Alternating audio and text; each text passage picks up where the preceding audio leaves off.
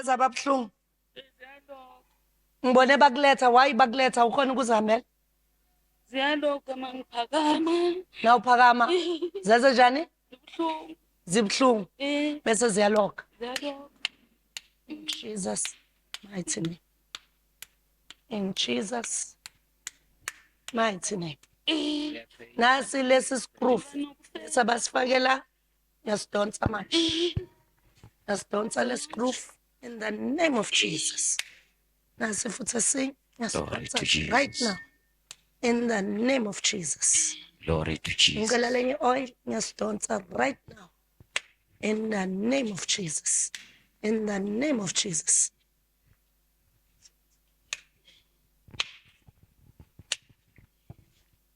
Uyathengisa mama? Ngiyakubuza. Uyathengisa?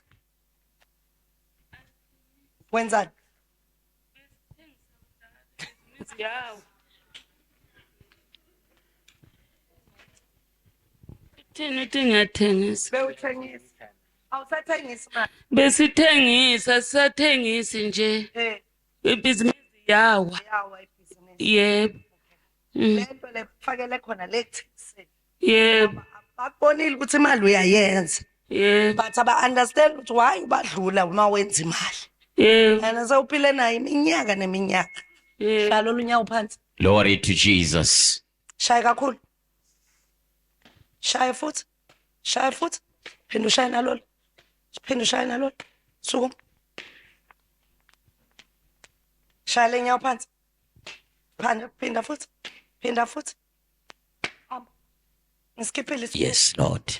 Glory to Jesus. Yay! The Lady Apostle is in the house.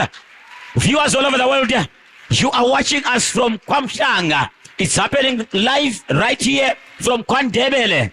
The Lady Apostle is praying for the sick for healing and deliverance. This lady came here struggling to walk, but just after the prayer, she can now run. She can now run to the glory of God. It's happening live. The God of Apostle Ebenezer Ndlovu has done it again. This is the Lady Apostle in the house. Abuseko bunzima. Uphile obembambe ngesandla nabe ezothatha i-oil. Hawu Glory to sebeshesha Jesus. siyangishiya nami. Manje Ngizakungcono. Nangisukuma why bembambe ngesandla mama? Bekafuna ukuwa la phasi. Befuna ukuwa la phansi. Ungahambeli. Usuka naye ekhaya. Awa. Oh uhlangane naye wathi uyasiza. Isibusiso sikaThixo sehlele phezulu kwakho.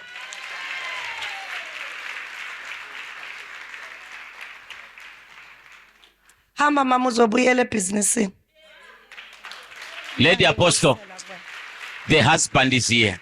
The husband is here. And she's even talking about this problem is saying for a long time. The lady was struggling. You can hear from him.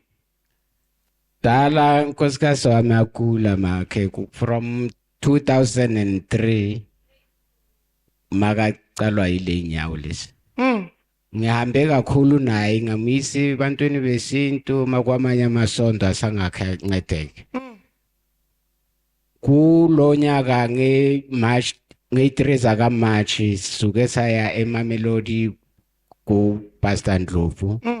Masifika umpostolo wamthandazela wabophuluka njengamanje wabopheka anje kulevi kucala kulevi ke ngithi indayela njengoba sesiphelile masikwele sothenga indayela ku baba Ndlovu uthi uzokwazi ukubuyela uphila. Kwamanye amalanga unokuthi fainte lokuthi ungathi utshonile sokumalanga ukuthi kayitreya yenza le nto le mayize yangithusa ukuthi ungathi le stroke esihambelana nani angazi na. Glory to Lo Jesus. bebambophe ngamabhawoti bebamfasa uyakwazi ukuscrufelwa. Bebamscrufele ukuthi angaqala phakame. Prophesy, mama. Ngoba umndeni uthembe yena lo muntu ukuthi akube uyena lo phakamisa umndeni. Prophesy, Lady Apostle. Ene ngiyakhuluma futhi ngithi hamba mama uyoqala phansi uyosebenza imali yogeleza kakhulu kunakuqala. Mapana nganaya. Shaisauda. Lilisa.